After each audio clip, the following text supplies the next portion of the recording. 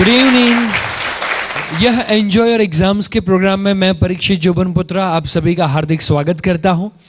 और यह जो प्रोग्राम है, सबसे पहले आप सभी लोगों के साथ में ये शेयर करना चाहता हूं दोस्तों कि ये जो आज का प्रोग्राम रखा गया है, यह प्रोग्राम क्यों रखा गया है, यह सेमिनार के पीछे का पर्पस क्या है, वो सबसे पहले आप सभी दोस्तों के साथ में शेयर करना चाहता हूं। और उसके बाद में ये प्रोग्राम की हम शुरुआत करने वाले हैं दोस्तों, जिसका नाम है एंजॉय योर एग्जाम्स। आज आपको वो साइंस पता चलने वाला है, आज आपको वो सीक्रेट पता चलने वाला है, आज आपको वो नॉलेज मिलने वाला है जिसकी बदौलत आपके बच्चे जिस तरीके से TV, video games, internet and Facebook को एंजॉय करते हैं, सेम वे आने वाले टाइम में वो एग्जाम्स को भी एंजॉय कर पाएंगे, उसकी मैं आपको गारंटी देता हूं। वो जर्नी के लिए आप सभी लोग तैयार हैं? मुझे सभी लोगों की आवाज से कि आप तैयार हैं? तो मैं आपको गारंटी देता हूं दोस्तों, जिस तरीके से आप सारी चीजें एंजॉय करते हो, स्टडी को एज वेल एज एग्जाम्स को भी एंजॉय कर सकते हो। तो अब हम सेमिनार की शुरुआत करने जा रहे हैं। इन सेमिनार की शुरुआत के अंदर मैं आप सभी लोगों के पास से आपके प्रॉब्लम्स जानना चाहता हूं। आज आप यहां पे आए हैं तो जरूर कोई ना कोई आपके स्टडी से रिलेटेड, एग्जाम से रिलेटेड कोई ना कोई प्रॉब्लम है जिसका आपको सॉल्यूशन चाहिए। चाहे हो सकता है वो आपके लिए हो, चाहे हो सकता है वो आपके बच्चे के लिए हो। तो मैं आप लोगों के पास से आपके प्रॉब्लम जानना चाहता हूं, इसमें से कौन कौन से प्रॉब्लम्स है आप लोगों को शेयर करने हैं। तो आइए हम शुरुआत करें। एंड जो कोई भी प्रॉब्लम्स आप बताएंगे, वो प्रॉब्लम्स क्यों खड़े हुए एंड उसका सॉल्यूशन क्या हो सकता है, उसके ऊपर फिर हम बात करेंगे। तो अब शुरुआत करते हैं प्रॉब्लम्स की। तो जल्दी से आप में से कौन बताना चाहेगा? यस बेटा। स्टैंडर्ड में पढ़ता हूँ। ओके। रासायनिक विज्ञान है ना, उसमें कुछ पता नहीं चलता समीकरण में। और स्कूल में होता है तो अब ऐसा लगता है कि घर जाकर सब पढ़ लूँगा, इतना पढ़ लूँगा, इच्छा होती है। लेकिन जब चौपड़े हाथ में आते हैं ना तब पढ़ते हैं। ओके, तब सो जाते हो? नहीं जाता, लेकिन मन नहीं लगता। ओके, देन आफ्टर और कौन शेयर करना चाहता है? यस बेटा। ओके, मैथमेटिक्स में कुछ समझ में नहीं आता, 9th स्टैंडर्ड में हो। ओके, आप पढ़ते तो है लेकिन भूल जाते हैं, और ये प्रॉब्लम आपका अकेले का नहीं है। अभी देखो, मैं सबको बोलता हूँ कितने लोग भूलते हैं, तब आप देखना, बैठ जाओ। आप में से कितने लोग हैं जो पढ़ते हैं लेकिन फिर भूल जाते हैं? ऐसा कितने लोगों के साथ होता है? अब आप आजू बाजू में देख लो बेटा, ये प्रॉब्लम आपके अकेले का नहीं है, ये होलसेल में प्रॉब्लम है। ओके, उसके बाद में और कौन शेयर करना चाहेगा? जब भी मैं पढ़ने बैठता हूँ तो और कोई और कोई विचार आते रहते हैं, क्या अलग है? समझ गया। ओके, और अच्छा, माने जब पढ़ते हो तो और कोई विचार आते रहते हैं, ठीक है। उसके बाद में? यस। सर, मैं 11th स्टैंडर्ड में पढ़ता हूँ, मुझे ओरली सब कुछ आता है पर लिखने में प्रॉब्लम आता है। ओके, ओरली सारी चीज़ें आपको पता होती है, लेकिन जब लिखते हैं तो फिर गायब हो जाता है सारी चीज़ें दिमाग में से। काफ़ी पेरेंट्स हैं यहाँ पे, पेरेंट्स भी अपने बच्चे के प्रॉब्लम्स के बारे में बता सकते हैं। काफ़ी पेरेंट मैंने देखा है अपने बच्चे को कौन ही मारते और बोलते बोल बोल बोल, वो नहीं बोलता तो आप बोल दो यार जल्दी से। મારી બેબી ધોરણ 10માં ભણે છે અને ગણિત નથી ગમતું, ગુસ્સો બહુ આવે છે, ટીવી જોવું વધારે ગમે છે। ओके, बहुत मजे की बात बोली, गुस्सो वधारे करे छे। ये प्रॉब्लम कितने पेरेंट्स फेस करते हैं कि बच्चे ज्यादा गुस्सा करते हैं? अच्छा, काफी पेरेंट पीछे है, दो दो हाथ खड़ा करते हैं, बोलते डबल गुस्सा करता है। चलो कोई बात नहीं। तो बच्चे हैं वो गुस्सा ज्यादा करते हैं और उनको टीवी देखना ज्यादा पसंद है। ओके, उसके बाद में यस मैम। लर्निंग पावर बहुत कम है। ओके, इट मीन्स यहां पे जो कोई भी प्रॉब्लम है, हर एक स्टूडेंट कहीं ना कहीं पे तो कोई ना कोई प्रॉब्लम तो फेस कर रहा। मुझे सभी लोगों की आवाज सही है? इसमें से कोई ना कोई तो प्रॉब्लम है। ऐसा क्यों होता है, उसके ऊपर जब मैंने रिसर्च किया दोस्तों, तो मुझे 2 रीजंस पता चले। सबसे पहला रीजन है, and that is we just learn how to read and how to write, not how to remember. As a parent, as a student, सभी लोगों को आपको यह सोचना है कि एजुकेशन सिस्टम के अंदर इतने सारे प्रॉब्लम्स खड़े हुए, वो प्रॉब्लम्स क्यों खड़े हुए? जस्ट बिकॉज आज तक हमने हमारे बच्चों को किस तरीके से लिखा जाए, किस तरीके से पढ़ा जाए, ये 2 ही चीज सिखाई हुई है। किस तरीके से याद किया जाए वो तो हमने सिखाया ही नहीं है बच्चे को। यदि मेरा बेटा मेरे पास आए और मुझे बोले कि पापा पापा मुझे याद नहीं रहता, तो हम क्या कहते हैं? बेटा वैसा करो, मन लगा के ध्यान से 2 बार पढ़ लो। तो आपने एडवाइस किस बात की दी? याद रखने की दी या पढ़ने की दी? पढ़ने की। उसका क्वेश्चन क्या था? याद रखने का। हेलो। उसके बाद में बेटा आता है, पापा पापा अभी भी याद नहीं रहता, तो क्या बोलते हैं? क्या बोलते हैं? ऐसा करो बेटा 2 बार लिखो और लिख के फिर तुम पढ़ो, तो वो तुमको आसानी से याद रह जाएगा। अब ये बच्चा आया किसके लिए? याद रखने के लिए। पापा ने एडवाइस दी, किसकी दी?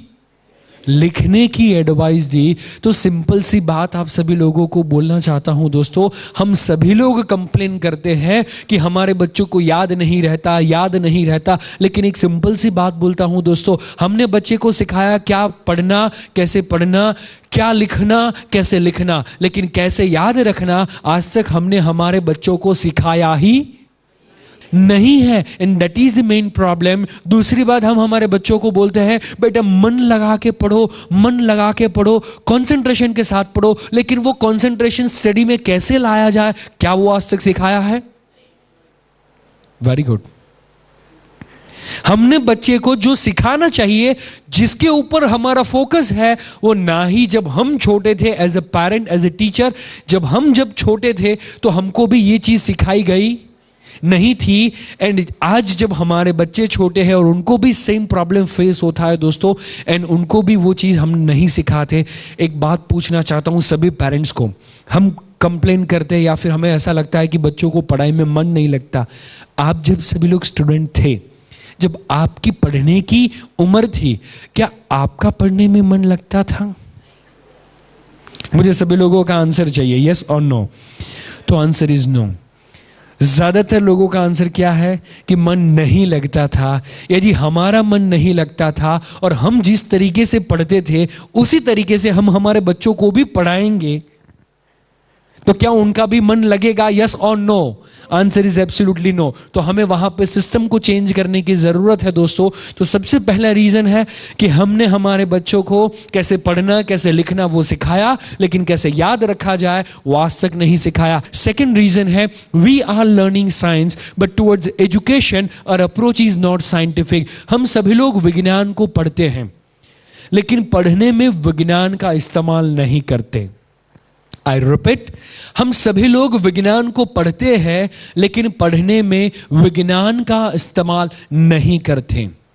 एग्जाम्पल देना चाहता हूं दोस्तों, तो यदि हम सोचे कि ये ऑडिटोरियम में बैठे हैं और हमें गर्मी लग रही हो और हम सोचे कि मेरे नसीब में ठंडक होगी तो अपने आप मुझे ठंडक मिल जाएगी, यदि मेरे नसीब में गर्मी होगी तो फिर वो मुझे गर्मी ही मिलेगी, और हम एसी चालू ना करें तो क्या उसका नसीब के साथ लेना देना है या टेक्नोलॉजी के यूज के साथ लेना देना है?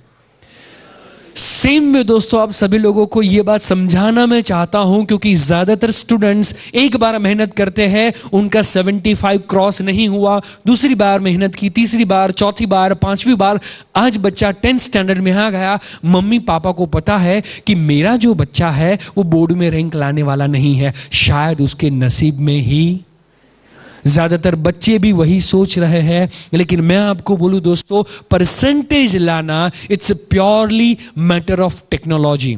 साइंटिफिक स्टडी टेक्निक्स का यदि आप इस्तेमाल करते हैं तो आज जो आपका बच्चा 60 या 70 या 75 लाता है वो 90-95 इजीली ला सकता है। तो ये 2 मेन रीजन है जिसकी बदौलत हमारे बच्चों को जो स्कोर करना चाहिए वो स्कोर नहीं कर पाते। तो हमें सबसे पहले जानना चाहिए कि किस तरीके से याद रखा जाए, हमारी मेमोरी किस तरीके से काम करती है, मेमोरी का क्या फंक्शन है और किस तरीके से हम उसको मैक्सिमम यूटिलाइज कर पाए हमारे स्टडी के लिए।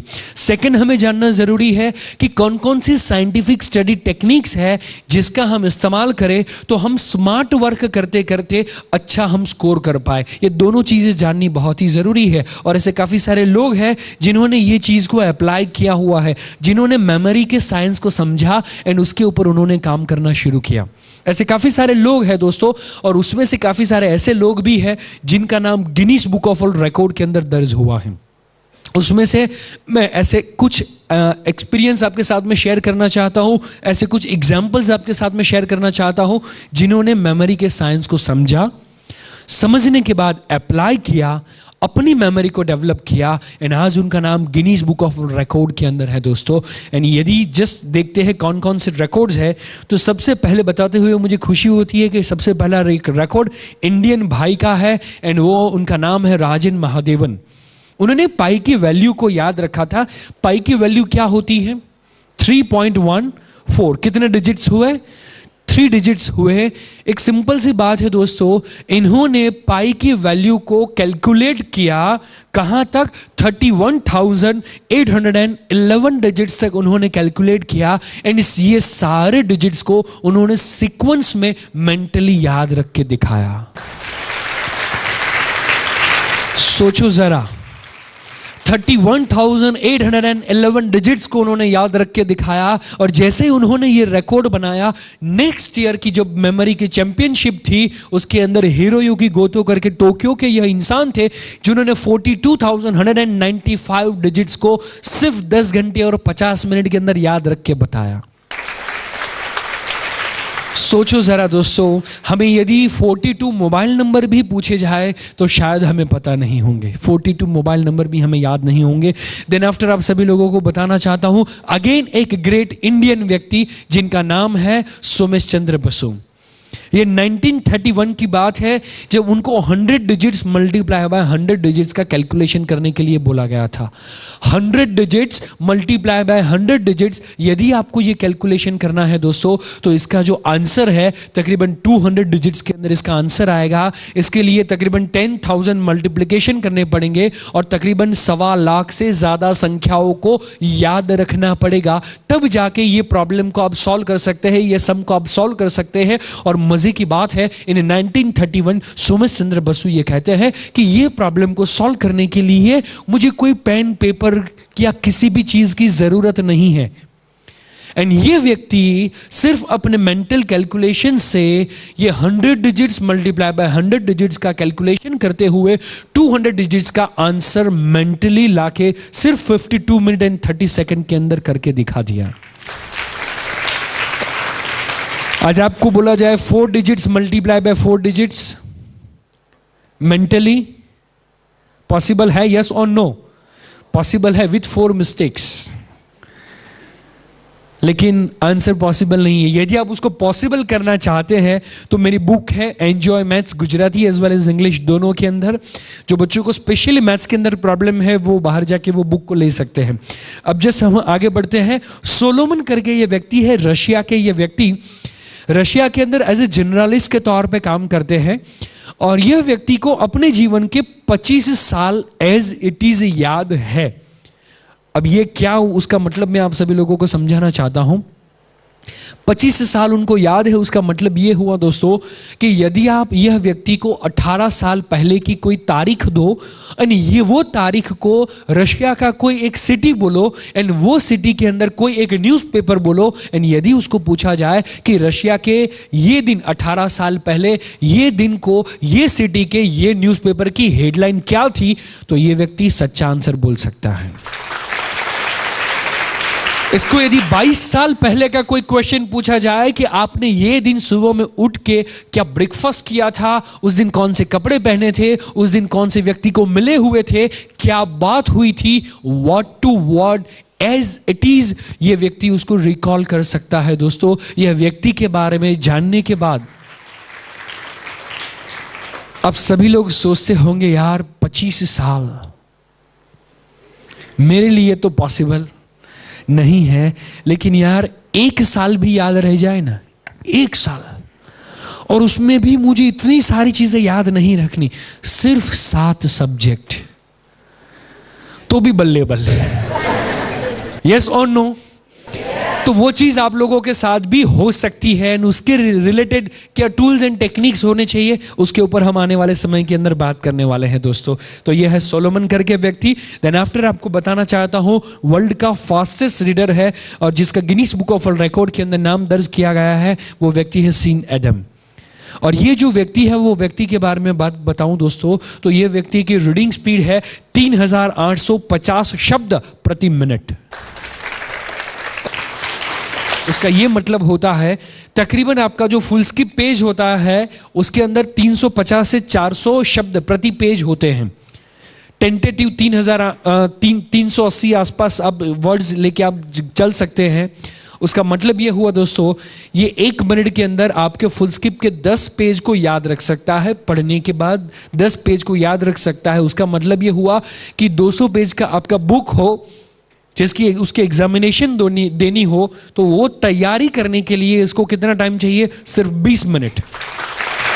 एंड उसके बाद में ये व्यक्ति उसकी एग्जामिनेशन देगा एंड हर सब्जेक्ट में कोई भी मैटर हो 100 आउट ऑफ 100, एंड इसीलिए उसका नाम Guinness book of world record के अंदर दर्ज है।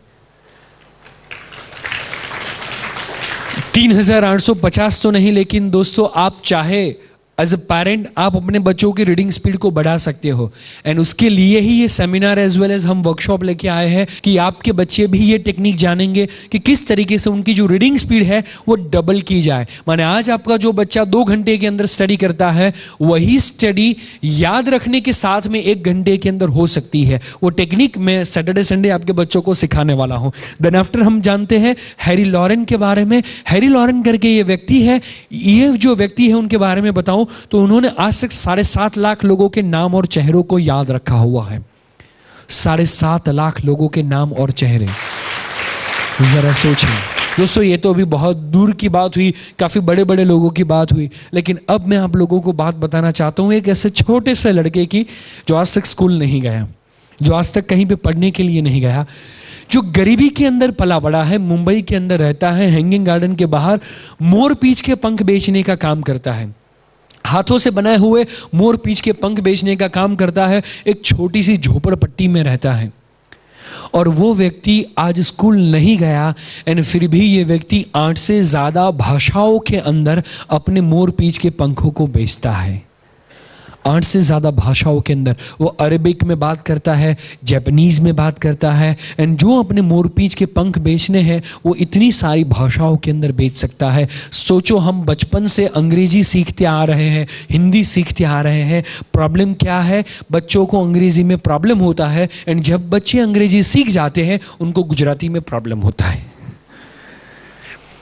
तो यहां पे ये व्यक्ति जो आज तक कभी स्कूल नहीं गया, जिसने कभी कोई ट्यूशन क्लासेस, कोई कोचिंग अटेंड नहीं किया, एंड मजे की बात है दोस्तों, ये फ्रेंच में बात करता है। अपने कस्टमर को मोर पीच के पंख बेचने वो फ्रेंच के अंदर भी बात करता है, ईरानी के अंदर बात करता है, अरबिक के अंदर। जो कंट्री से व्यक्ति आएगा उसके साथ उसकी कंट्री की लैंग्वेज के अंदर बात करेगा। हेलो, 12-13 साल का लड़का, 12-13 साल का लड़का दोस्तों, क्या आप उसको देखना चाहते हैं? तो आइए सभी लोग साथ में मिलकर एक छोटा सा वीडियो देखें कि वो कितनी भाषाएं एक साथ में बोल सकता है और अपने मोर पीच के पंखों को बेचता है।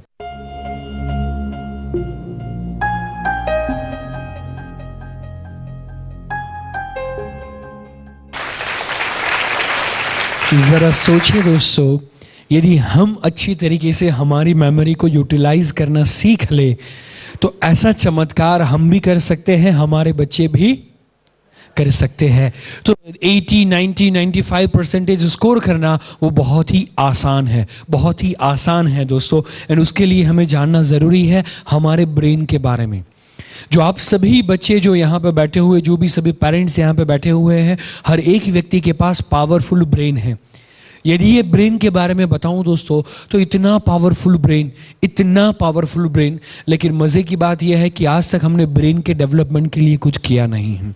ये जो ब्रेन है वो न्यूरॉन्स से बना हुआ है, और एक न्यूरॉन की कितनी कैपेसिटी, जब उसके ऊपर रिसर्च हुआ तो मज़े की बात यह है दोस्तों कि साइंटिस्ट लोगों को पता चला कि एक न्यूरॉन की क्षमता वो आज के एक लेटेस्ट कंप्यूटर जितनी है, एक लेटेस्ट लैपटॉप जितनी है।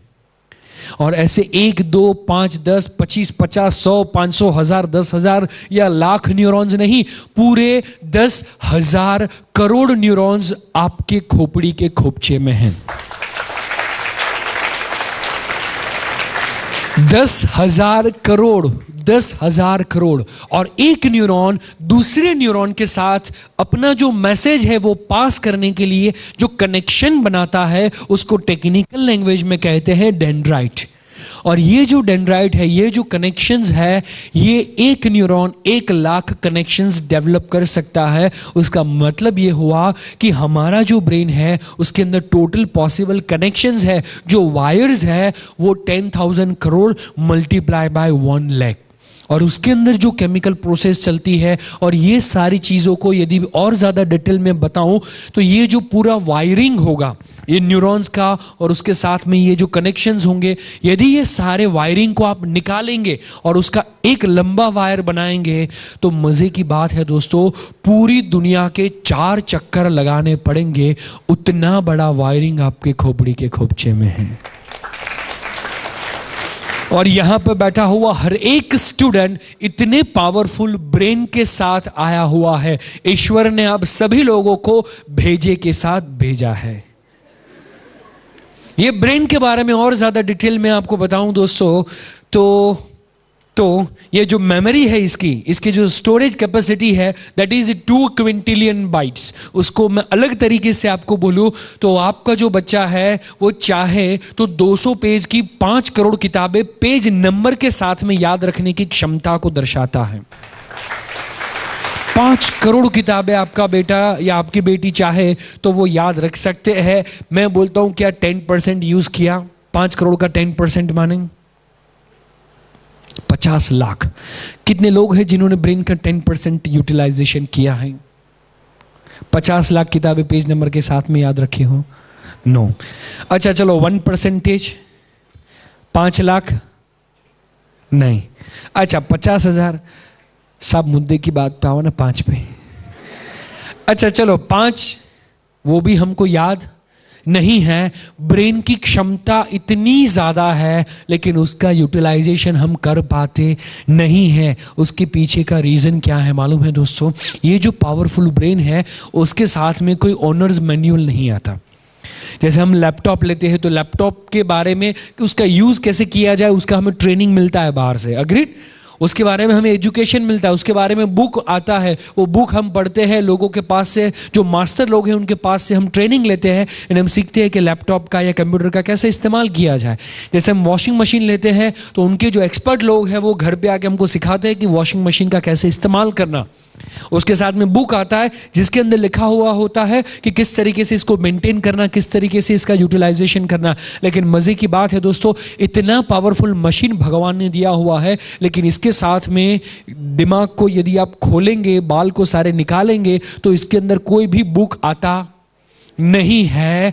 और इसके बारे में हमें क्या करना पड़ेगा? यदि इसका मैनुअल नहीं है तो इनके जो एक्सपर्ट लोग हैं उसके पास से हमें क्या करना पड़ेगा? ट्रेनिंग लेना पड़ेगा। दोस्तों ये आपके पास है लेकिन इसका आप यूज कितना करेंगे it's up to your knowledge. दोस्तों आपके पास कितना नॉलेज है उसके ऊपर आधारित है कि आप आपके ब्रेन का कितना यूटिलाइजेशन कर पाएंगे। एज ए पेरेंट आप सभी लोगों को मैं पूछना चाहता हूं, आप अपना टाइम अपने बच्चों के पीछे स्पेंड करते हो?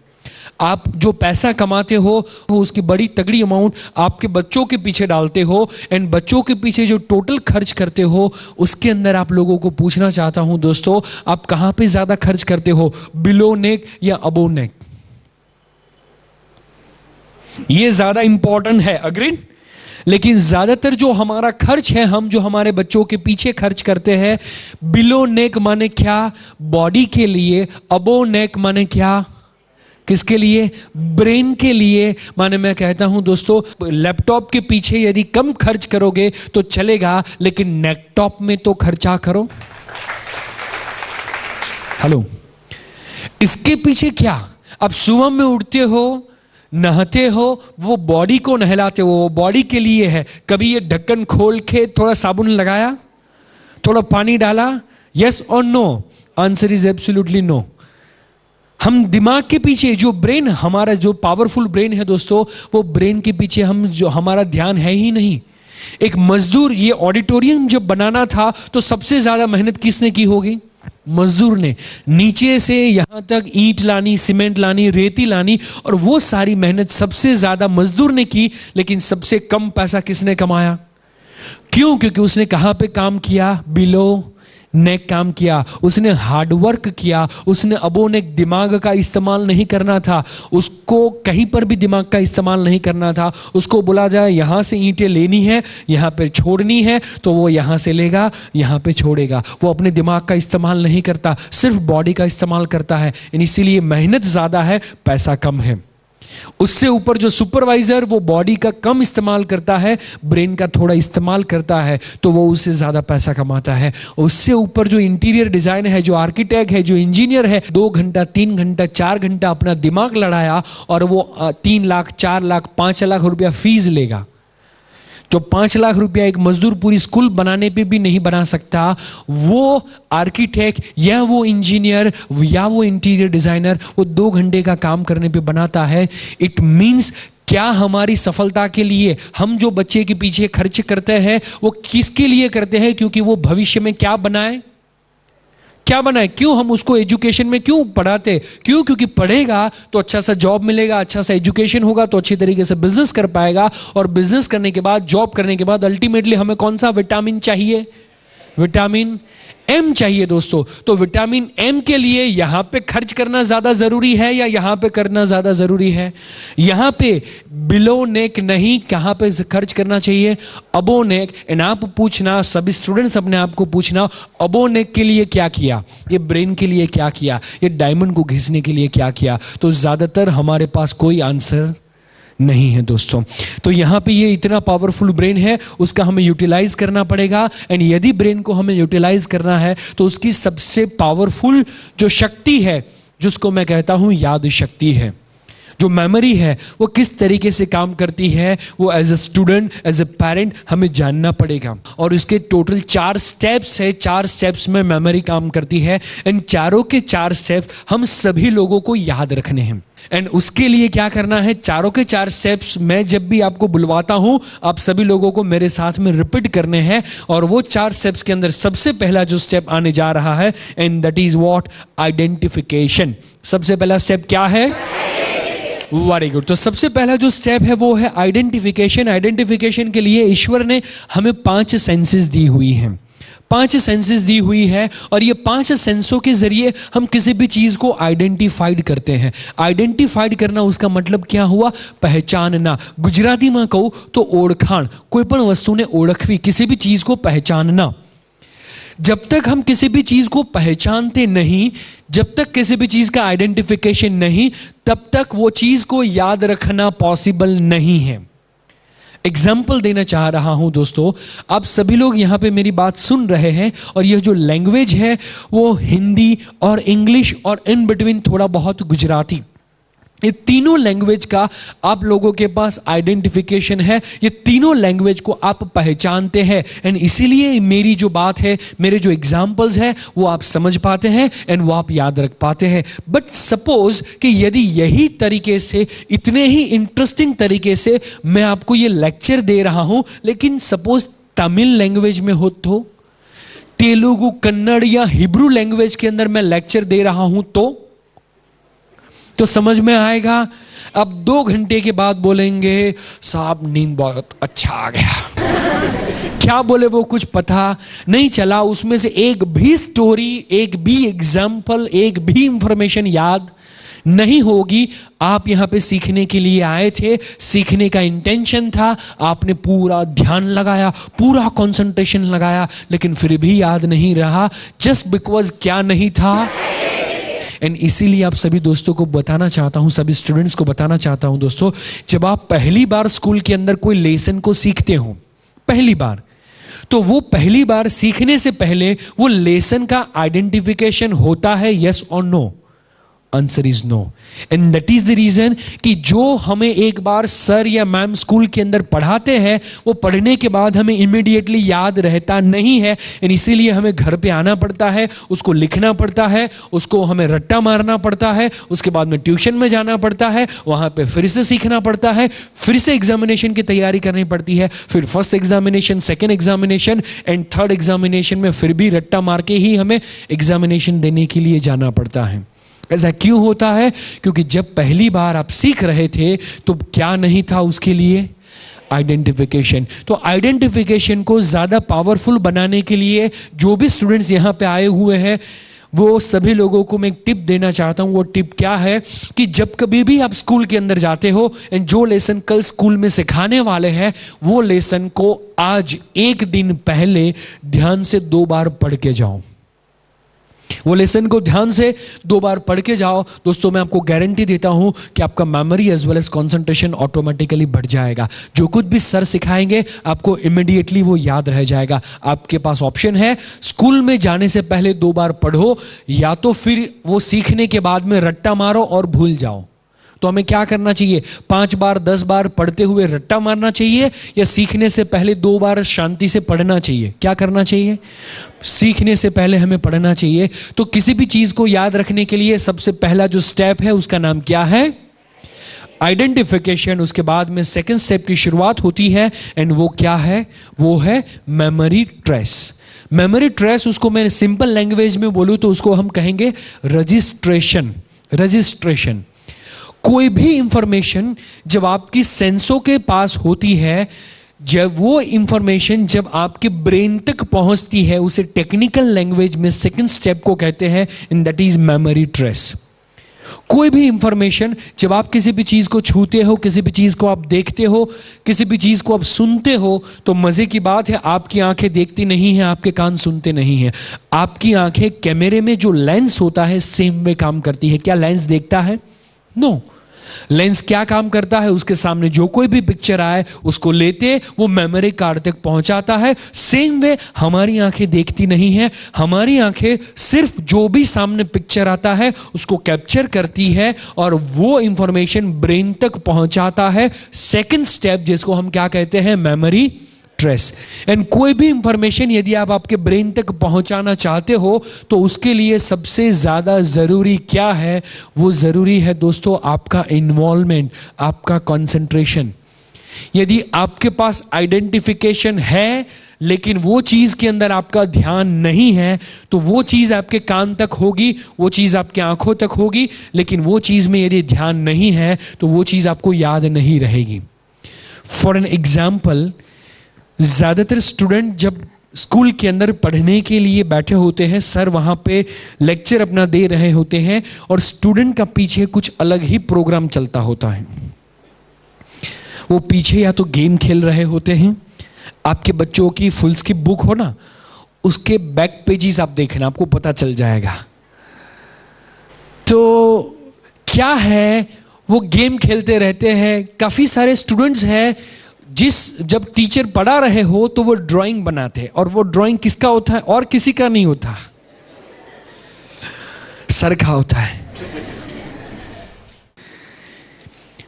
तो हमारा ध्यान जो सर पढ़ा रहे हैं उस बात के अंदर होता नहीं है। जब हम बातें कर रहे हो, जब हमारा कंसंट्रेशन ना हो, जब हमारा इन्वॉल्वमेंट सर की बातों में ना हो, एंड जब सर हमको कैच कर लेते हैं एंड सर हमको खड़ा करके बोले कि बोल अभी मैंने क्या समझाया, और उसके अंदर से यदि कोई क्वेश्चन पूछे तो उस समय पे उसका आइडेंटिफिकेशन आपके पास था। आपको पता है कि वो सर गुजराती में बोल रहे थे या हिंदी में बोल रहे थे या इंग्लिश सिखा रहे थे, क्या सिखा रहे थे उसका आइडेंटिफिकेशन आपके पास था, लेकिन जो सर सिखा रहे थे उसमें इन्वॉल्वमेंट नहीं था। एंड इसीलिए जब सर आपको खड़ा करते हैं एंड क्वेश्चन पूछते हैं वो इंफॉर्मेशन ब्रेन तक पहुंची नहीं, एंड इसीलिए वो बात का आंसर हमारे पास होता नहीं। ज़्यादातर स्टूडेंट कैसे पढ़ते हैं मालूम है?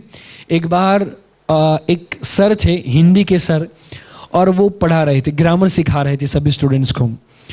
तो एक चिंटू करके एक लड़का बहुत ही शरारत कर रहा था, बहुत ही बातें कर रहा था, आसपास वाले सभी बच्चों को वो परेशान कर रहा था।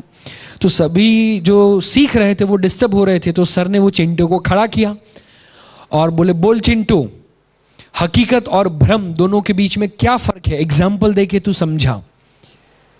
तो चिंटू तो खड़ा हो गया और चिंटू बोला कि सर आप जो पढ़ाते हो वो हकीकत है, लेकिन यदि आपको लगता है कि हम पढ़ते हैं तो वो आपका भ्रम है।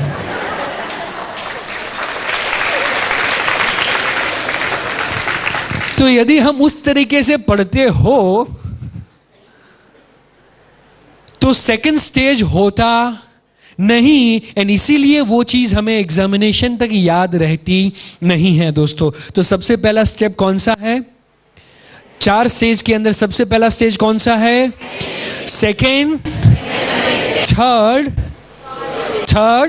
स्टोरेज। और स्टोरेज जो है जिस तरीके से काम करता है उसके ऊपर रिसर्च किया था रॉजर स्पेरी करके बहुत ही बड़े वैज्ञानिक ने। और इन्होंने जो रिसर्च किया वो रिसर्च के बारे में मैं आप लोगों को बताऊं। उन्होंने जो रिसर्च किया वो रिसर्च ये था कि हमारा जो ब्रेन है वो 2 पार्ट के अंदर डिवाइडेड है। मैंने यहां से लेंगे तो ये है राइट ब्रेन, और ये वाला जो पोर्शन लेंगे तो ये है लेफ्ट ब्रेन।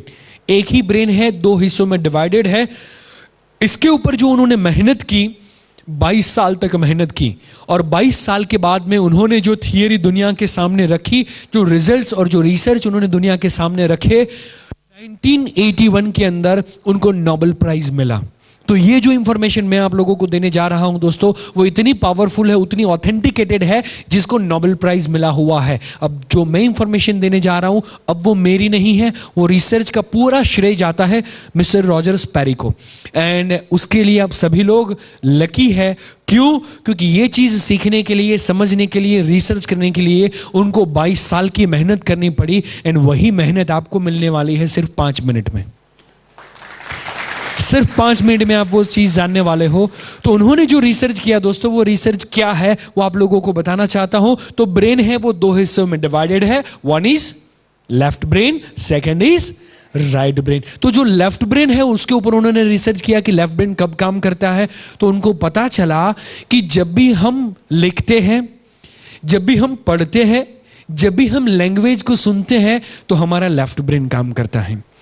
जब हम रट्टा मारते हैं, गुजराती में कहिए तो गोखण पट्टी करिए छिए, उस समय पे कौन सा ब्रेन काम करता है? लेफ्ट ब्रेन काम करता है। जब हमें कोई चीज पसंद ना हो, जबरदस्ती कर रहे हो, ज्यादातर क्या आता है? स्टडी, है कि नहीं? ज्यादातर स्टडी होती है। और मजे की बात क्या है मालूम है? सभी स्टूडेंट्स टीवी कब बंद करते हैं मालूम है? जब मम्मी चालू होती है तब टीवी बंद होता है और उसके बाद में पढ़ाई चालू होती है। तो सिचुएशन क्या आती है दोस्तों? हम पढ़ाई करते हैं, वो कब करते हैं? जबरदस्ती आने के बाद करते हैं। तो उस समय पे कौन सा ब्रेन काम करता है? लेफ्ट ब्रेन काम करता है। जब हम कैलकुलेशन करें, जब हम मैथमेटिक्स कर रहे हो, जब हम लॉजिक लड़ा रहे हो, उस समय पे हमारा लेफ्ट ब्रेन काम करता है। Means what? स्टडी के लिए ज्यादातर कोई भी एक्टिविटी कर रहे हो, कौन सा ब्रेन काम करता है?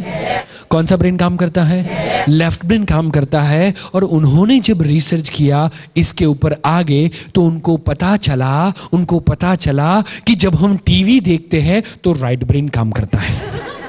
जब हम वीडियो गेम खेलते हैं तो राइट ब्रेन काम करता है। जब हम मनपसंद कोई एक्टिविटी कर रहे हो तो राइट ब्रेन काम करता है। जब हम गेम खेल रहे हो, दोस्तों के साथ एंजॉय कर रहे हो, एंजॉयमेंट वाली कोई भी एक्टिविटी हो, म्यूजिक हो या फिर पिक्चर हो, कलरफुल इंफॉर्मेशन हो, हर एक जगह पे हमारा राइट ब्रेन काम करता है। Means what? पढ़ने के लिए कौन सा ब्रेन काम करता है? ना पढ़ने वाली हर एक एक्टिविटी में कौन सा ब्रेन काम करता है? राइट ब्रेन काम करता है दोस्तों। तो सबसे पहले क्या है? आइडेंटिफिकेशन। उसके बाद में क्या होता है? उसके बाद में स्टोरेज। यदि वो इंफॉर्मेशन पिक्चर के माध्यम से है, कलरफुल है, इंटरेस्टिंग है, तो वो कौन से ब्रेन में स्टोर होगी? और यदि वो इंफॉर्मेशन इंटरेस्टिंग नहीं है, बोरिंग है, जबरदस्ती से आई है, लैंग्वेज के माध्यम से है, तो कौन से ब्रेन में स्टोर होगी? लेफ्ट ब्रेन में स्टोर होगी दोस्तों। इसके ऊपर उन्होंने रिसर्च किया। यही बात को मैं दूसरे तरीके से आपको समझाऊं तो ये बात क्या होगी? कंप्यूटर का आप सभी लोग इस्तेमाल करते हैं। यदि आपने कंप्यूटर की किसी भी फाइल को ओपन किया तो सोचो तो वो होगा आइडेंटिफिकेशन। उसके बाद में उसके अंदर आपने टाइप किया, थोड़ा सा इंफॉर्मेशन आपने एडिट किया, तो वो होगा सेकंड स्टेप, मेमोरी ट्रेस। और उसके बाद में आपने वो फाइल को सेव नहीं किया एंड कंप्यूटर शट डाउन कर दिया, तो वो फाइल का क्या होगा? वो फाइल क्या होगी? डिलीट होगी। हफ्ते के बाद जब आपको वो फाइल चाहिए एंड जब आप वो फाइल के ऊपर सर्च करते हो, कंप्यूटर में से मैसेज आएगा, file not found. Agreed, yes और नो? तो कंप्यूटर के अंदर फाइल बनाना जितना महत्वपूर्ण है उतना ही इंपॉर्टेंट क्या है? फाइल को सेव करना, उसको स्टोर करना इंपॉर्टेंट है। सेम वे दोस्तों, लिखना और पढ़ना वो फर्स्ट दोनों स्टेप है, लेकिन उसको सेव कैसे करना वो थर्ड स्टेप हमने सीखा हुआ ही नहीं है। एंड इसीलिए ज्यादातर स्टूडेंट पढ़ते हैं, लिखते हैं, आइडेंटिफिकेशन होता है, मेमोरी ट्रेस होता है, लेकिन उसको ब्रेन में सेव कैसे किया जाए वो आज तक हमने सीखा हुआ नहीं है। एंड इसीलिए जब बच्चा एग्जामिनेशन हॉल में जाता है, क्वेश्चन पेपर को देखता है और क्वेश्चन पेपर के बाद में वो ये गूगल के अंदर सर्च करता है तो अंदर से मैसेज आता है फाइल नॉट। काफी बच्चे बहुत स्मार्ट होते हैं, बाजू में से डाउनलोड कर लेते हैं। तो अब आपको डाउनलोड करने का मौका मिलने वाला नहीं है, क्योंकि हाईटेक स्कूल्स हो गई है और हर एक क्लासरूम के अंदर क्या लगा होता है? सीसीटीवी कैमरा लगा होता है। तो अब आपके पास चांस नहीं है, तो ये सर्वर के अंदर आपको फाइल सेव करना सीखना ही पड़ेगा दोस्तों। तो first step identification, second memory trace, and then after third storage, और उसके बाद में सबसे लास्ट में आता है and that is recall. Recall का मतलब क्या होता है? उपयोग। जो भी चीज मैं मेरे लेफ्ट ब्रेन के अंदर स्टोर करता हूं वो इंफॉर्मेशन का उपयोग करने की क्षमता कितने परसेंटेज है, और जो चीज राइट ब्रेन में स्टोर हो उसके लिए 90%। Very good. And that is the reason कि यहां पे आप सभी लोगों को एक क्वेश्चन पूछना चाहता हूं। आज से 8 साल पहले एक मूवी आया था, मूवी के अंदर आमिर खान हीरो था और उसके अंदर गांव के अंदर शूटिंग किया गया था। इंग्लैंड और इंडिया के रिलेशनशिप के बारे में बात थी और क्रिकेट खेला गया था। कौन सा था वो मूवी? Very good. आज आप जो भी स्टैंडर्ड में पढ़ते हो, आज से 5 साल पहले आप जो भी स्टैंडर्ड में पढ़ते थे वो स्टैंडर्ड को याद करें। एंड साइंस का 5th लेसन कौन सा था? साहब इस साल का पता नहीं है। क्यों? क्योंकि जब आप पढ़ाई करते हो कौन सा ब्रेन काम करता है? कितने परसेंटेज कैपेसिटी? एंड जब आप मूवी देखते हो, एंजॉयमेंट करते हो, फेसबुक होता है, इंटरनेट होता है, वीडियो गेम होता है, तारक मेहता का उल्टा चश्मा होता है, कौन सा ब्रेन काम करता है? Very good. तो आज के बाद हमें यह साइंस को सीखना और समझना है दोस्तों कि स्टडी के अंदर जो आज तक हमने सिर्फ लेफ्ट ब्रेन का इस्तेमाल किया जो छोटा सा है, और इसीलिए 10 की स्पीड से यदि हम भागेंगे तो हमारे टारगेट तक जल्दी नहीं पहुंच पाएंगे। लेकिन यदि उसी की जगह हम राइट ब्रेन का इस्तेमाल कर ले, जो आज तक हमने टीवी के लिए, वीडियो गेम के लिए इस्तेमाल किया है, एंटरटेनमेंट के लिए, एंजॉयमेंट के लिए इस्तेमाल किया है जो ब्रेन का, यदि वही ब्रेन का इस्तेमाल स्टडी के लिए करना सीख ले तो क्या 90-95% आसानी से आ सकता है? यस और नो? क्या आप चाहो तो स्मार्ट वर्क करते हुए जो भी परसेंटेज चाहो वो आप हासिल कर सकते हो? डेफिनेटली कर सकते हो दोस्तों। और ये जो सारी चीजें हैं अब मैं आपको बताने जा रहा हूं किस तरीके से आपके ब्रेन में होती हैं। छोटा सा वीडियो देखते हैं कि ब्रेन में ये चारों के 4 स्टेप्स कैसे होते हैं।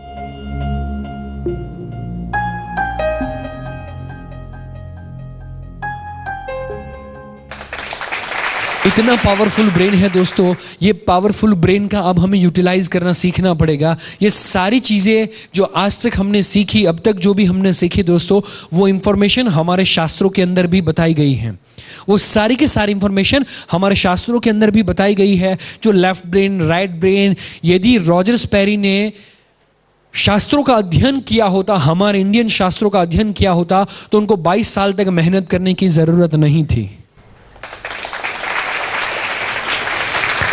ये सारी चीजें हमारे शास्त्रों के अंदर, जो हमारी एजुकेशन सिस्टम, जो हमारे शास्त्रों के अंदर बात बताई गई, वही बात मैं आप लोगों को बताना चाहता हूं। हम विद्या के लिए कौन सी देवी का पूजन करते हैं? सरस्वती देवी का पूजन करते हैं। और उनके एक हाथ के अंदर ज्ञान है, वेद है एक हाथ के अंदर, लेकिन उनके दोनों हाथों के अंदर क्या है? 2 हाथ के अंदर क्या है? वीणा है। वीणा माने क्या? Musical instrument. म्यूजिक माने कौन सा ब्रेन? लेफ्ट ब्रेन और राइट ब्रेन?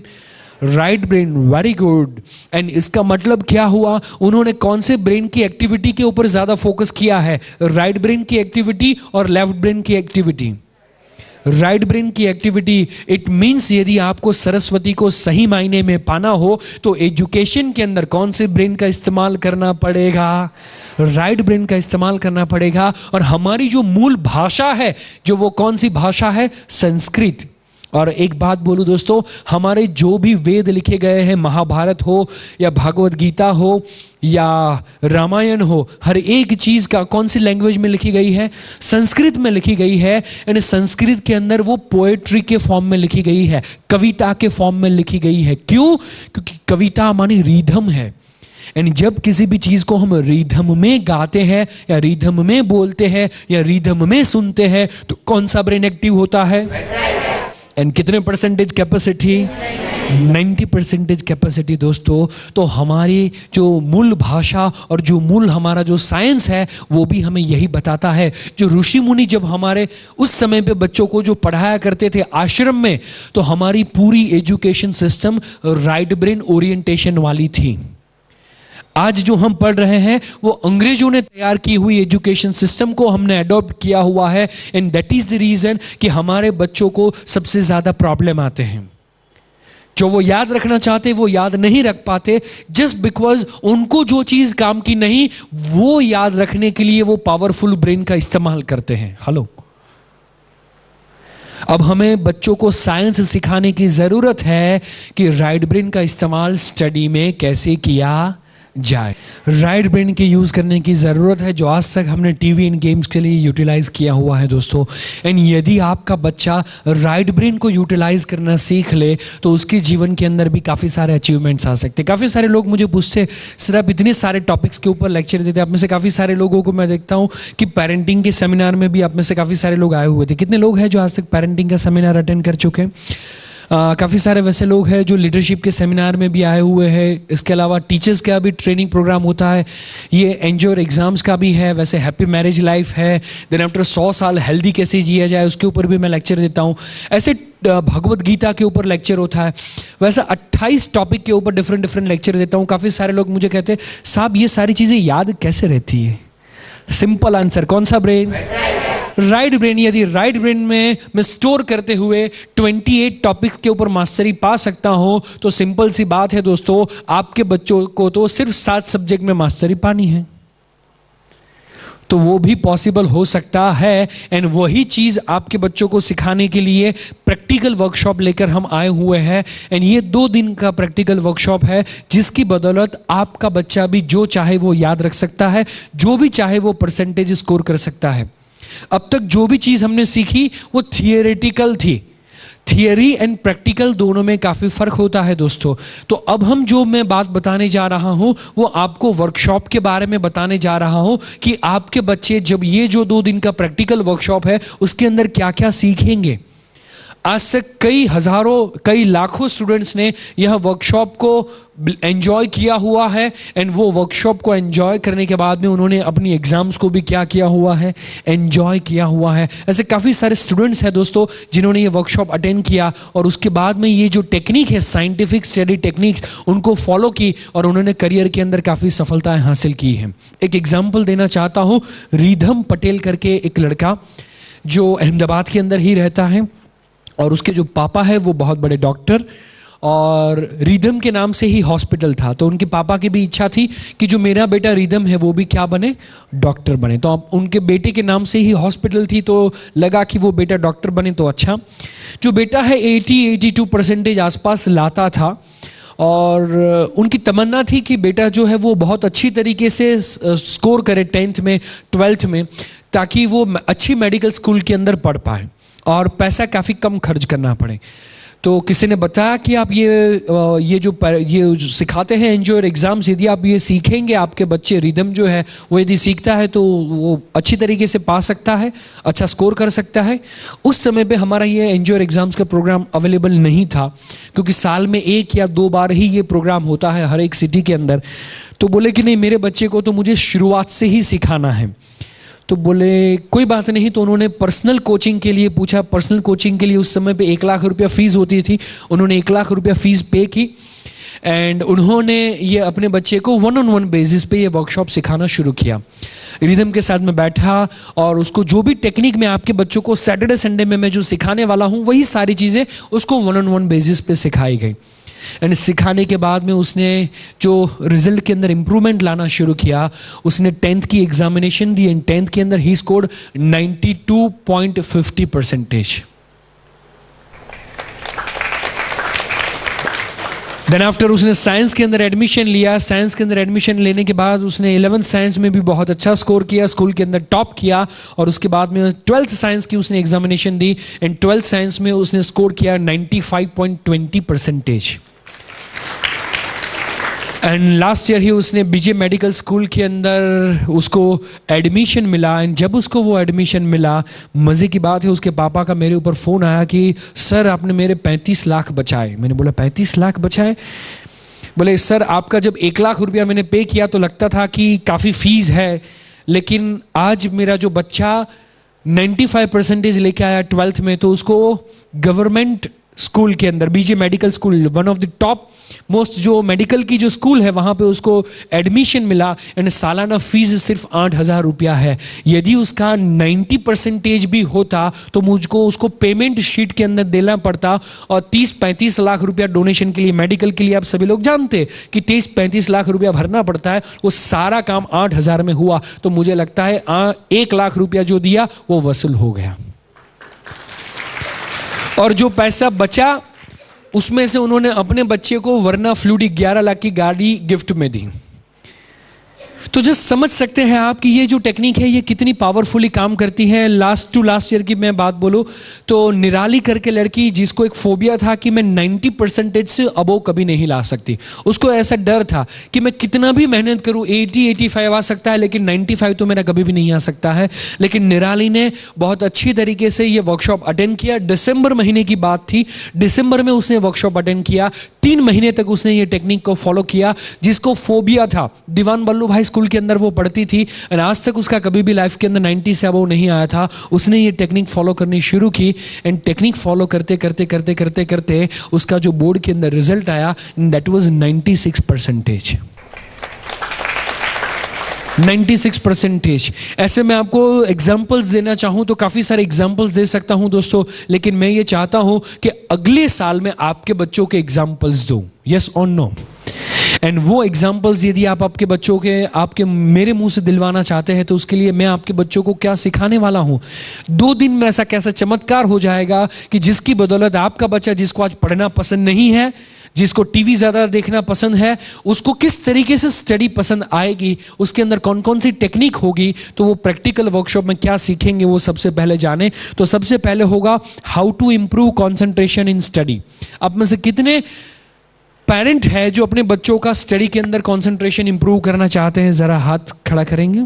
हर एक पेरेंट चाहेंगे कि मेरा जो बेटा है उसका कंसंट्रेशन इंप्रूव हो। लेकिन एक बात बोलना चाहता हूं दोस्तों, आपके बच्चे का कंसंट्रेशन ऑलरेडी बहुत अच्छा है। कैसे? वो जब गेम खेल रहा हो, आप उसको कितना भी बुलाओ, क्या वो आपकी सुनता है? कितना कंसंट्रेशन है। लेकिन जब आपका बच्चा पढ़ने के लिए बैठा हो, हर आधे घंटे में खड़ा होता है और कहता है मम्मी थोड़ी भूख लगी है, होता है यस और नो। तो वो कंसंट्रेशन आपके बच्चे के अंदर है, लेकिन वो कंसंट्रेशन को यूज कैसे करना स्टडी के अंदर वो आपका बच्चा नहीं जानता। एंड जो यहाँ पे आपके बच्चे को प्रैक्टिकली सिखाया जाएगा कि ये जो कंसंट्रेशन है जो सिर्फ एंजॉयमेंट के लिए वो यूज करता है, उसको स्टडी के अंदर कैसे यूटिलाइज किया जाए। देन आफ्टर होगा how to remember long answers. ज़्यादातर स्टूडेंट्स को लेंदी क्वेश्चन आंसर्स को याद रखने में प्रॉब्लम आता है, तो उनका प्रॉब्लम वो सैटरडे को सॉल्व हो जाएगा। उनको लेंदी क्वेश्चन आंसर्स कैसे याद रखने, थियरम्स कैसे याद रखने, एसेस कैसे याद रखने, वो सारी चीज़ें उनको सिखाई जाएगी। देन आफ्टर टेक्निक होगी that is called speed reading technique. ज़्यादातर बच्चे याद रखने के साथ में पढ़ने की उनकी जो स्पीड है वो 100 से 150 शब्द प्रति मिनट होती हैं।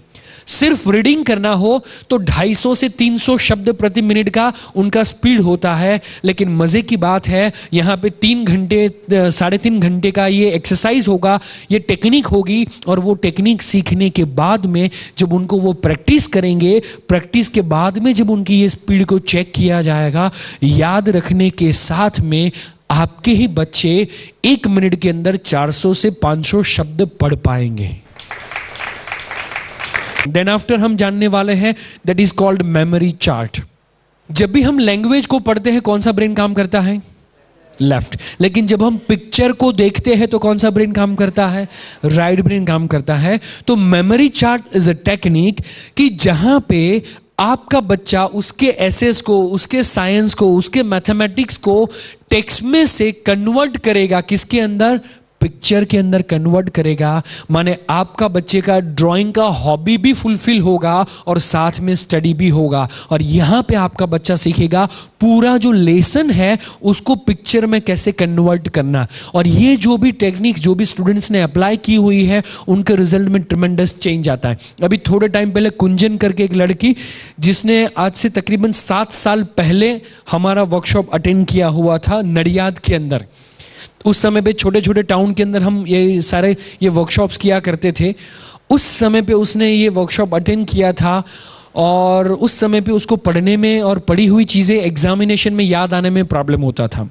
उस समय पे उसने ये memory chart technique, scanning technique, ये दोनों टेक्निक के ऊपर मास्टरी हासिल की एंड वो फॉलो करती गई। इतने सालों तक वो टेक्निक वो फॉलो करती गई। और अभी जस्ट उसका मेरे ऊपर फ़ोन आया कि सर चमत्कार हो गया कि जब मैंने आपका वर्कशॉप अटेंड किया था तब मेरा ई ग्रेड आता था, क्लास में मैं लास्ट हुआ करती थी। एंड वहाँ की नडियाद की बहुत अच्छी स्कूल है जहाँ से मुझे निकालने वाले थे। मेरे मम्मी पापा को भी वार्निंग दी गई थी कि अभी इस बार यदि इसके रिजल्ट में कोई इंप्रूवमेंट नहीं आया तो इसको हम स्कूल से निकाल देंगे। और मज़े की बात है सर, ये दोनों technique scanning as well as memory chart technique मैंने फॉलो करनी शुरू की, तब से लेके आज दिन तक मैं क्लास में और स्कूल के अंदर टॉप करती हूँ। ये वही लड़की है दोस्तों। तो ये मेमोरी चार्ट टेक्निक भी कैसी होगी?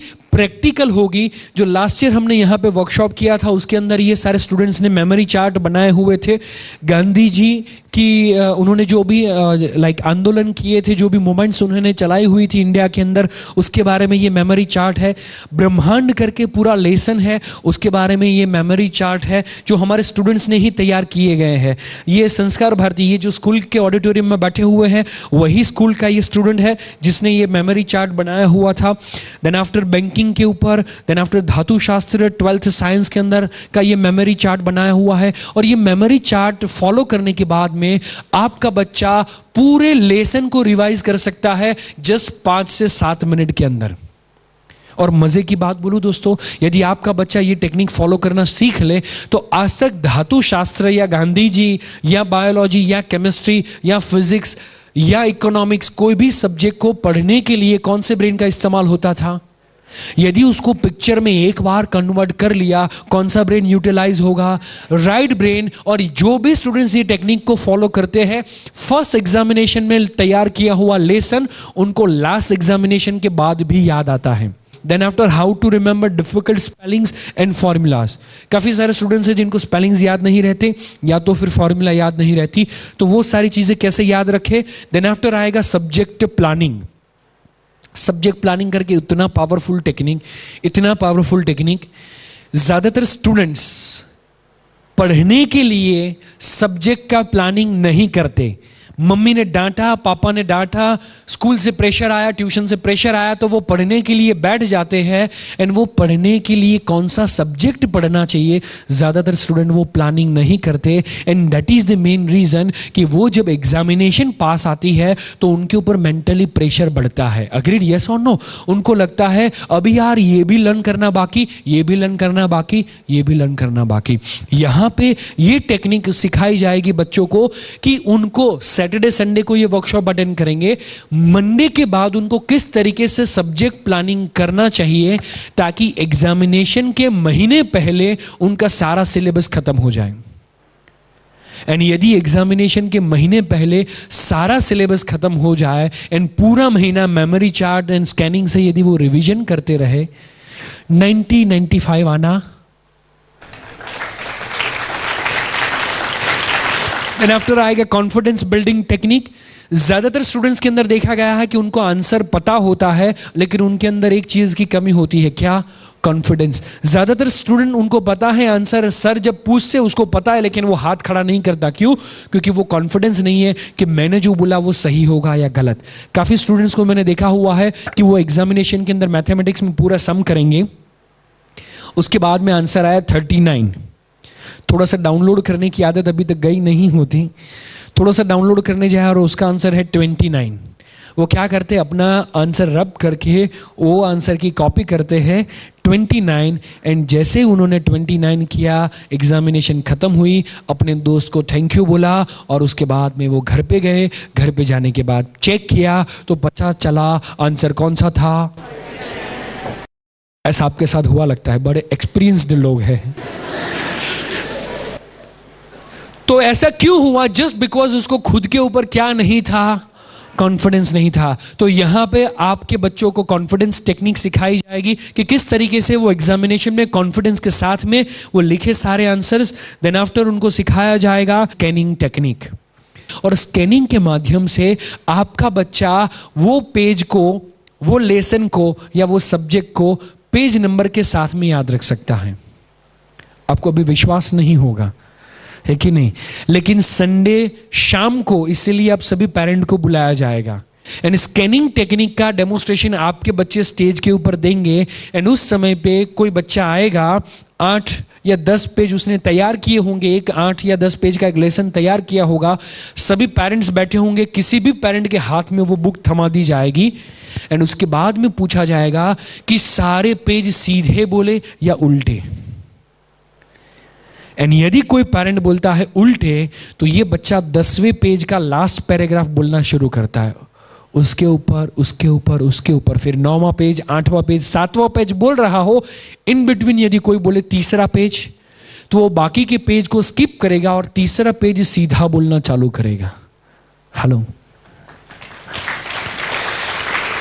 एंड उसके लिए उनकी फोटोजेनिक मेमोरी डेवलप की जाएगी। स्टडी के वक्त उनका राइट ब्रेन को कैसे एक्टिव करना, वो टेक्निक यहां पे है, जिसको हम कहेंगे स्कैनिंग टेक्निक। देन आफ्टर आएगा रिवीजन टेक्निक। रिवीजन किस तरीके से किया जाए, साइंटिफिक तरीके से रिवीजन कैसे किया जाए। देन आफ्टर आएगा टाइम मैनेजमेंट, किस तरीके से टाइम को मैनेज किया जाए। ये टेक्निक होगी जिसकी बदौलत आपका बच्चा काफी टाइम को बचा पाएगा स्टडी के लिए, रिवीजन के लिए उसके पास टाइम बचेगा। देन आफ्टर होगा एंगर मैनेजमेंट, बहुत ही जरूरी है, क्योंकि मुझे पता है हर एक बच्चा मम्मी पापा के ऊपर बहुत ही गुस्सा करता है। अभी तो मम्मी पापा बाजू में, मम्मी पापा को मुझे पूछना चाहिए। तो जब हम गुस्सा करते हैं, दो चीजें होती है दोस्तों, एक तो हमारे ब्रेन के जो न्यूरॉन्स हैं वो डैमेज होते हैं, और ज्यादातर बच्चे आज हाइपर एक्टिव है, ज्यादा गुस्से वाले हैं, इसीलिए उनका जो कंसंट्रेशन होना चाहिए वो कंसंट्रेशन प्रॉपर तरीके से नहीं होता। न्यूरॉन्स डैमेज होते हैं, उसके लिए उनकी जो मेमोरी जिस तरीके से काम करनी चाहिए वो नहीं होती। तो यहाँ पे आपके बच्चों को सिखाया जाएगा मम्मी पापा के साथ कैसे बिहेव करना चाहिए, कैसे दोस्तों के साथ दोस्ती रखनी चाहिए, संस्कार कैसे होने चाहिए, इंडियन कल्चर एंड जो एथिक्स है उसकी थोड़ी बहुत बातें सिखाई जाएगी। एंड उनको गुस्से पे कैसे काबू किया जाए वो यहाँ पे सिखाया जाएगा। देन आफ्टर आएगा सबसे इंपॉर्टेंट लेसन, दैट इज क्या है? क्योंकि आपके बच्चे मुझे पता नहीं चलता कि आपके बच्चे पढ़ते पढ़ते सोते हैं या सोते सोते पढ़ते हैं। आपको पता चलता है? दोनों चीजें साथ में चलती रहती है, ऐसा होता है। ज्यादातर बच्चों का टाइम इसके अंदर वेस्ट चला जाता है दोस्तों, वो कंसंट्रेट नहीं कर पाते। और क्या मालूम बुक के अंदर नींद की स्विच है कि बुक खोलो और नींद आनी चालू हो जाती है। तो यहां पे आपके बच्चों को सिखाया जाएगा स्लीप मैनेजमेंट, जिसकी बदौलत वो जितना भी पढ़े वो पूरे कंसंट्रेशन के साथ पढ़े। और ये टेक्निक फॉलो करने के बाद बच्चे 2 घंटा, 3 घंटा, 4 घंटा, 5 घंटा, जितना भी समय चाहे वो पूरे कंसंट्रेशन के साथ में नींद के बिना पढ़ते हैं। वो टेक्निक सिखाऊंगा। देन आफ्टर आएगा next technique and that is removal of exam phobia और सब्जेक्ट फोबिया। आपके बच्चे को दो तरह के फोबिया हो सकते हैं। एक हो सकता है सब्जेक्ट फोबिया। उसका मतलब क्या हुआ, सारे सब्जेक्ट्स में अच्छे मार्क्स आते हैं लेकिन कोई एक या दो सब्जेक्ट है जहां पे कम मार्क्स लाता है, तो उसको हम क्या कहेंगे, सब्जेक्ट फोबिया। लेकिन यदि उसको एग्जामिनेशन में जाता है और वो भूल जाता है तो उसको क्या कहेंगे, एग्जाम फोबिया। तो काफी सारे ऐसे स्टूडेंट्स हैं जिनको एग्जाम फोबिया होता है। जश करके ये लड़का लास्ट दिसंबर के वर्कशॉप के अंदर आया हुआ था और उसके बाद में जो उसका जो भाई है उसने एनरोल किया था अपने भाई को, उसने पैसे भरे थे, बड़ा भाई है, उसने रजिस्ट्रेशन करवाया था। अपने भाई को लेकर ऑफिस पे आए और वो अपना पुराना मार्कशीट लेकर आए। बोले सर यहाँ पे आप देखो कि मेरा जो भाई है वो सारे सब्जेक्ट में फेल हुआ था, सारे सब्जेक्ट में फेल हुआ था। और जस्ट यहाँ पे हाय, मेरा नाम मिलन है और मैं जश का भाई हूँ। कुछ टाइम पहले मैंने सर का ऐड देखा था पेपर में कि वर्कशॉप है चिल्ड्रन लोगों के लिए। तो जश का रिजल्ट था बहुत ही खराब था, खराब कह सकते हैं ना, लाइक वर्स्ट था, क्योंकि मेरा रिजल्ट उसके मेरे पास है उसका रिजल्ट, लाइक सब में वो फेल था। उसके एग्ज़ाम में 10th की एग्ज़ाम में वो सब में फेल था, उसके टर्म्स में टर्मिनल एग्ज़ाम में। और एक अच्छी स्कूल में पढ़ रहा था, अहमदाबाद की जेवियर्स करके स्कूल है, उधर पढ़ रहा था, लेकिन फिर भी कुछ अचीवमेंट नहीं हो रहा था। तो मुझे थोड़ा चिंता था कि वो 10th में बोर्ड में पास हो पाएगा या नहीं। लेकिन जैसे टाइम गया, दिसंबर में जब ये मैंने वर्कशॉप के बारे में नॉलेज लिया तो जश को मैंने वहाँ भेजा। उसके बाद सर ने वहाँ पे बताया कि आपको ये टेक्निक्स यूज़ करनी है, जैसे कुछ ऑडिटरी टेक्निक है और कुछ पढ़ने की अलग अलग सर ने टेक्निक सिखाई है, वो उसने फॉलो करना स्टार्ट किया। प्लस सर ने बताया था कि आपको विजुअलाइजेशन करना है, तो उसने एक्चुअली मेरा मार्कशीट लिया और उसने विजुअलाइजेशन करना स्टार्ट किया। वहाँ पे उसने लिखा 85.2 परसेंटाइल उसको चाहिए 10th के एग्जाम में, और उसने 85.2 परसेंटाइल भी सिलेक्ट किया। और अभी जब रिजल्ट आया उसका थोड़े दिन पहले, तो 85.2 परसेंटाइल तो नहीं आ पाए लेकिन 86.4 परसेंटाइल आया, यानी कि बहुत ज़्यादा आ गया। और हमारे लिए भी ये शॉकिंग था कि ये कैसे हो गया, और सरप्राइज भी था, और हमें अच्छा भी फील हो रहा है। और थैंक्स टू परीक्षित सर के उनके टेक्निक्स और उनके ये बोल सकते हैं कि उनके गाइडेंस की वजह से आज जश का इतना अच्छा रिजल्ट आया और करियर में वो आगे जाएगा, डेफिनेटली हमको भरोसा है। बस मैं जितने भी लोग ये वीडियो देख रहे हैं उनको मैं कहना चाहता हूँ कि आप लोग भी ये वर्कशॉप में अपने बच्चों को भेजेंगे तो डेफिनेटली उनकी लाइफ में डेफिनेटली बहुत ही आगे करियर में आगे जाएंगे और बहुत ही फर्क पड़ेगा। हमें तो पड़ा ही है, कह सकते हैं कि रिजल्ट उसका फेलियर है, सब सब्जेक्ट में फेल से वो 86.4 परसेंटाइल तक आया है, तो 100 से भी ज़्यादा परसेंट का उसका फर्क पड़ा है। तो आप लोगों की लाइफ में बहुत फर्क पड़ेगा। तो जो स्टूडेंट सारे सब्जेक्ट में फेल हो वो यदि 86 परसेंटेज ला सकता है तो आपके बच्चे तो सारे सब्जेक्ट में फेल होते नहीं होंगे। तो आपके बच्चे तो 86 क्या 96 भी प्राप्त कर सकते हैं। उसके बाद में आपके बच्चे को सिखाया जाएगा that is PLS, that is called personal learning system. ये सबसे पावरफुल टेक्निक होगा दोस्तों। वो क्यों जरूरी है PLS हर एक व्यक्ति को सीखना, हर एक स्टूडेंट को सीखना? क्यों? क्योंकि ये जो है PLS वो क्या है, मैं बोलूं पर्सनल लर्निंग सिस्टम। ये क्या है पर्सनल लर्निंग सिस्टम, वो समझाने से पहले एक एग्जांपल दूं। यदि डीजल की कार के अंदर आप पेट्रोल भरवाओ तो क्या वो कार चलेगी? यस और नो? नो। पेट्रोल डीजल से महंगा है फिर भी वो कार नहीं चलेगी। क्यों? क्योंकि उसका जो इंजन है उसका सिस्टम डीजल के लिए बना है, पेट्रोल के लिए नहीं। सेम वे आपका जो बच्चा है उसका जो दिमाग है वो भी एक सिस्टम से काम करता है, उसका एक पर्सनल लर्निंग सिस्टम है। लेकिन ज्यादातर पेरेंट को वो बच्चे का कौन सा लर्निंग सिस्टम है वो पता नहीं है। वो सुबह में 4 बजे उठ के पढ़ा करते थे तो वो बच्चों को भी सुबह में 4 बजे जबरदस्ती उठाते हैं, लेकिन उसके लर्निंग सिस्टम में सुबह में 4 बजे उठना है या नहीं वो तो उनको पता ही नहीं है। हो सकता है ये पेट्रोल से चलता हो और वो डीजल से चलता हो। तो यहां पे आपके बच्चों को सिखाया जाएगा उनकी लर्निंग सिस्टम क्या है। प्लस संडे शाम को जब आप लोग आएंगे तो बच्चे की लर्निंग सिस्टम को कैसे डिफाइन करना, उससे रिलेटेड टूल्स एंड टेक्निक्स आप सभी लोगों को दिए जाएंगे। यानी ये सारी चीजें यदि आप अपने बच्चों को सिखाना चाहते हो तो उसके लिए एक छोटा सा इन्वेस्टमेंट है, एंड दैट इज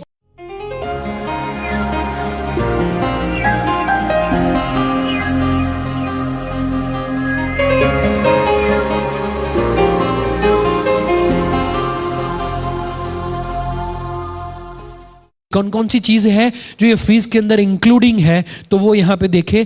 तो सबसे पहले आपके बच्चे को 2 दिन के लिए ट्रेनिंग दिया जाएगा, ये सारी टेक्निक सिखाई जाएगी। उसके बाद में पेरेंटिंग का सेशन होगा। संडे शाम को 4:30-5 बजे के आसपास आप सभी पेरेंट को वहाँ पे बुलाया जाएगा एंड पेरेंटिंग का सेशन होगा, जहाँ पे एज ए पेरेंट आपको कौन कौन सी चीज़ें ध्यान में रखनी चाहिए। प्लस आपके बच्चे ने जो टेक्निक सीखी है उसका डेमोस्ट्रेशन आपके बच्चे देंगे। कोई स्कैनिंग टेक्निक का डेमोस्ट्रेशन देगा, कोई मोटिवेशनल स्पीच देगा, देन आफ्टर मटेरियल किट बच्चों को मिलेगा, देन आफ्टर रिवीजन फैसिलिटी मिलेगी। आज आपका बच्चा 7th स्टैंडर्ड में है या 8th स्टैंडर्ड में है, नेक्स्ट ईयर जब वर्कशॉप आता है और फिर से उसको ये वर्कशॉप आपको अटेंड करवाना हो तो फिर से फीस भरने की ज़रूरत नहीं है। क्यों? क्योंकि ये फीस है वो लाइफ टाइम मेंबरशिप कार्ड आपको दिया जाएगा एंड वो कार्ड में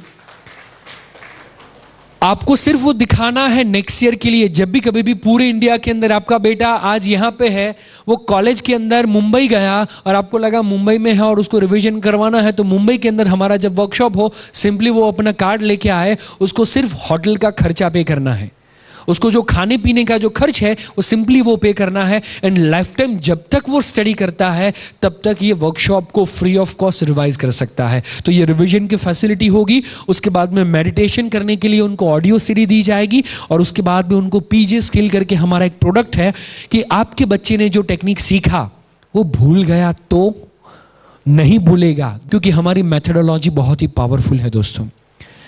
2 बात फिर से कहना चाहूंगा। सबसे पहली बात कि यहां पे ये प्रैक्टिकल वर्कशॉप है, प्रैक्टिकल वर्कशॉप है, तो उनको अपनी टेक्स्ट बुक वगैरह लेकर ही आना है।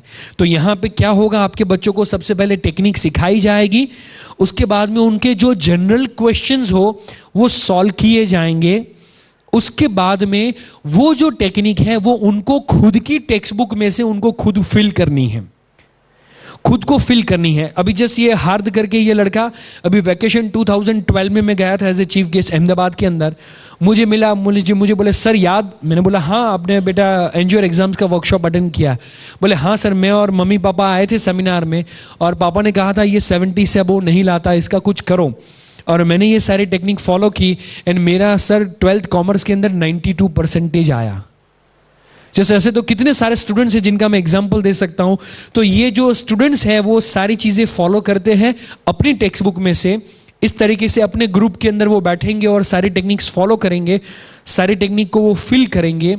इस तरीके से यदि इन बिटवीन उनको कोई क्वेश्चन है कोई टेक्निक को फॉलो करने में, तो मैं हूं या मेरी जो पूरी टीम है वो आपके बच्चे के साथ पर्सनली ध्यान देगी कि वो टेक्निक को अच्छी तरीके से फॉलो करे। एंड यदि उनको कोई क्वेश्चन हो एंड यदि वो स्टेज के ऊपर आके नहीं बोल सकते या नहीं पूछ सकते, तो उनका जो ध्यान है वो पर्सनली रखा जाएगा, उनके पर्सनल प्रॉब्लम सॉल्व किए जाएंगे। देन आफ्टर उनको स्टेज पे आके वहां पे जो स्टूडेंट होंगे उनको वो टेक्निक सिखानी है। अगेन रिवीजन हुआ, इट मीन्स उनके ब्रेन के अंदर ये इंफॉर्मेशन परमानेंट मेमोरी में चली जाएगी, जो लाइफ टाइम कभी भी वो भूलने वाले नहीं है दोस्तों। तो इस तरीके से आपके बच्चे स्टेज पे परफॉर्म करेंगे एंड संडे शाम को आपके सामने आपके बच्चे होंगे जो उसकी टेक्स्ट बुक में से पूरा लेसन पेज नंबर के साथ में बोलेंगे। जो उनको पसंद नहीं था सब्जेक्ट, जो उनको याद नहीं रहता था, लेंदी आंसर उनको याद नहीं रहता था, वो 10 पेज नंबर के साथ में आपके सामने बोलेंगे संडे शाम को। तो इस तरीके से ये वर्कशॉप है और ये जो वर्कशॉप है वो किसके लिए हेल्पफुल होगा, तो standard 5th and above, Gujarati medium है तो standard 6th and above, 10th and 12th के लिए मैं कहूँगा बहुत ही गोल्डन अपॉर्चुनिटी है जो मिस नहीं करनी चाहिए, क्योंकि right brain is always right.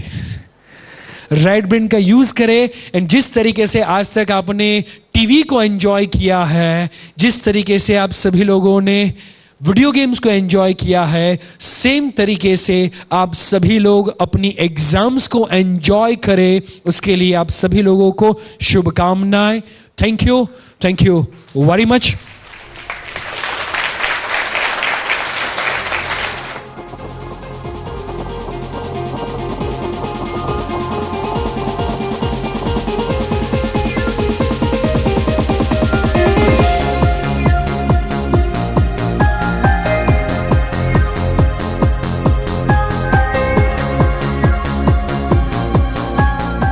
मेरा नाम नीलकंठ है, मैं 10th क्लास में था। मैं 10th क्लास में था और मेरे पहले 9th में 70% आए थे, लेकिन जब मैंने वर्कशॉप अटेंड किया और बाद में सेमिनार अटेंड भी किया तो मेरे इस बार 10th में मेरे 84% से पास किया। और मैं सभी स्टूडेंट्स को यही कहना चाहूँगा कि सब स्टूडेंट्स ये वर्कशॉप अटेंड करें और सब स्टूडेंट्स अच्छे मार्क्स से पास हो। आपने कौन कौन सी टेक्निक्स अप्लाई की थी? मैंने स्कैनिंग टेक्निक सबसे ज़्यादा अप्लाई करी थी, मेमोरी चार्ट टेक्निक भी अप्लाई करी थी। નામ રેખા પંચાલ છે, હું નીલકંઠની મમ્મી છું અને નીલકંઠે જ્યારે આ વર્કશોપ એટેન્ડ કર્યો એ પહેલાંનું રિઝલ્ટ એનું થોડુંક ડાઉન હતું, 9thમાં એના 70% આવ્યા, જ્યારે એને વર્કશોપ એટેન્ડ કર્યું ત્યારે એને 10thમાં 84% આવ્યા। એ પછીનું એનું રિઝલ્ટ બહુ જ સારું આવ્યું છે, એના ઘરમાં બી એના વર્તનમાં બધી રીતે એના સુધારો છે અને એ ખરેખર સરના હિસાબે જ આ થયું છે, નહીંતર એ આટલો સુધારો ક્યારેય ન હોય। બીજા પેરેન્ટ્સને એટલે એક જ વાર કહું છું કે તમે ખરેખર આ વર્કશોપ એકવાર એટેન્ડ કરો તો તમને ઘણો જ લાભ થશે અને તમારા બાળકનું ભવિષ્ય ઉજ્જવળ। મારું નામ શ્વેતાંક શાહ છે, હું સાકર ઇંગ્લિશ સ્કૂલમાં ભણું છું, ચાંદખેડા આગળ, અને મારા ગયા વર્ષે 9th સ્ટાન્ડર્ડમાં 72 આવેલા અને જોગલપુત્ર સરના સેમિનાર વર્કશોપ ભરીને પછી મારા 91.7 આવ્યા, એટલે ઓલમોસ્ટ 92 આવ્યા। મેં સરની ઘણી બધી ટેકનિક્સનો યુઝ કર્યો છે, જેમ કે સ્ટડી સિગ્નલ ટેકનિક છે, પછી રીડબેક ટેકનિક છે, સ્કેનિંગ ટેકનિક છે, આપણે ઓડિયો ટેપ ટેકનિક છે, પછી વિઝન પોસ્ટરની ટેકનિક છે, એ બધી ટેકનિક્સ મેં યુઝ કર્યું છે।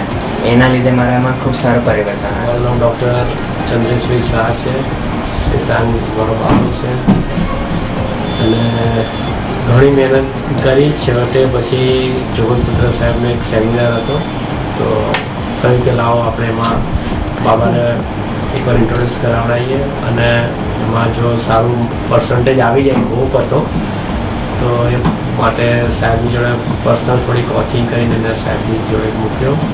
2-3 દિવસનો સેમિનાર એટેન્ડ કર્યા પછી શ્વેતાંગનામાં ખાસો પરિવાર ચેન્જીસ આવવા માંડ્યો। એમની ઘણી કેસેટો લીધી, વિડીયો ટેપ્સ લીધી, બુક્સ લીધી, એમની પેરેન્ટિંગ જે સક્સેસફુલ જે છે એ અમે જોઈ, લાગ્યું કે બાળકની પાછળ થોડું ના જોઈએ। આવ બધી રીતે અમે શ્વેતાંગને મદદ કરી અને આટલા 9માંથી 10માં સારા એવા પર્સન્ટેજ લાવ્યો। એને મેડિકલમાં આગળ વધવું છે એટલે હજી પણ અમે સાહેબની જોડે જ છીએ અને સાહેબનો આશીર્વાદ અમે માગીએ છીએ કે હજી પણ એને સારા ટકા લાવે, એ અમારી ઈચ્છા છે। Thank you.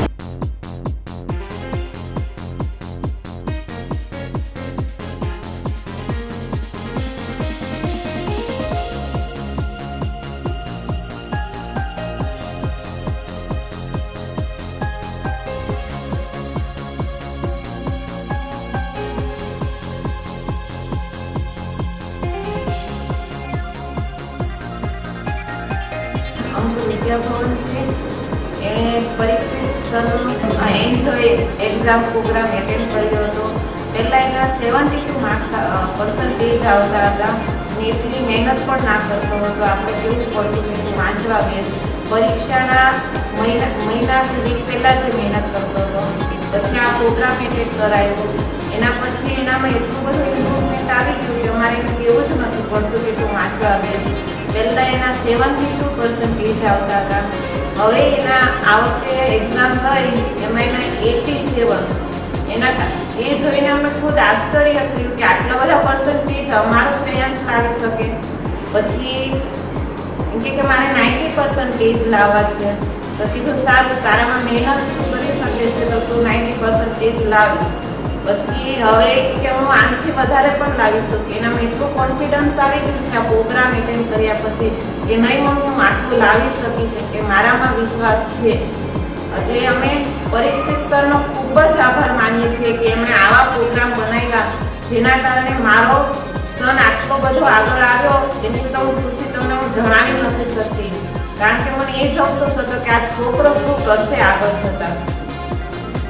એટલું બધું હતું પણ આ વર્ષે તો આશ્ચર્યકારક એટલું 100% રિઝલ્ટ અમને આ પ્રોગ્રામ એટેન્ડ કર્યા પછી મળ્યો।